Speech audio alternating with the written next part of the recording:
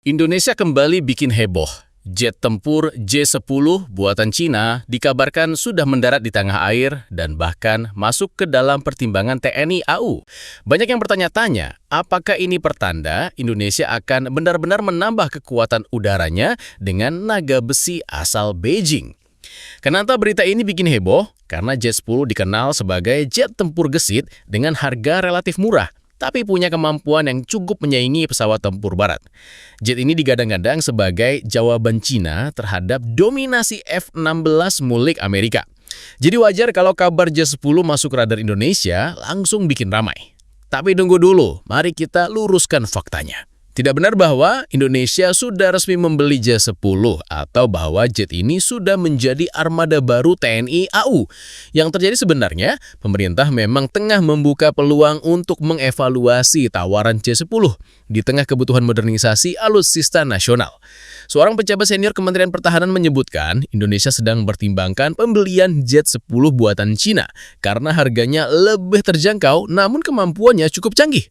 Di saat yang sama, Indonesia juga masih melanjutkan rencana akuisisi F-15EX buatan Amerika Serikat. Langkah ini bukan tiba-tiba. Sejak 2022, Indonesia sudah memesan 42 unit Rafale dari Prancis dengan nilai lebih dari 8 miliar dolar AS. Dan 6 unit pertama akan tiba tahun depan. Wamenhan Done N. Mawantovanto menjelaskan, diskusi dengan pihak Beijing bukan hanya soal J-10, tapi juga mencakup tawaran kapal berat, persenjataan, hingga fregat. Evaluasi yang dilakukan Indonesia kini menyentuh hal-hal krusial, kompatibilitas sistem, layanan purna jual, serta harga. Wacana ini sebenarnya sudah ada sejak lebih dari setahun lalu, bahkan sebelum konflik India-Pakistan kembali memanas. Namun fakta bahwa J-10 Pakistan pernah dikabarkan menjatuhkan beberapa jet India, membuat Indonesia semakin serius memperhatikan reputasi pesawat ini.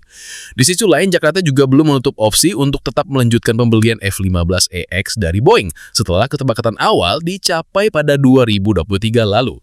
Pertanyaan sekarang, akankah Indonesia benar-benar memilih J-10 buatan Cina yang lebih murah tapi punya performa mematikan, atau justru tetap melanjutkan komitmen besar dengan F-15EX Amerika yang punya daya gentar luar biasa? Pilihan ini bukan sekadar soal harga, tapi juga soal strategi pertahanan jaga panjang Indonesia di kawasan yang semakin panas. Jadi kita tunggu saja langkah resmi berikutnya dari pemerintah. Apakah langit Nusantara akan dikuasai oleh Dragon Fighter dari Cina atau Eagle terbaru dari Amerika? Jawabannya mungkin akan segera terungkap di waktu dekat.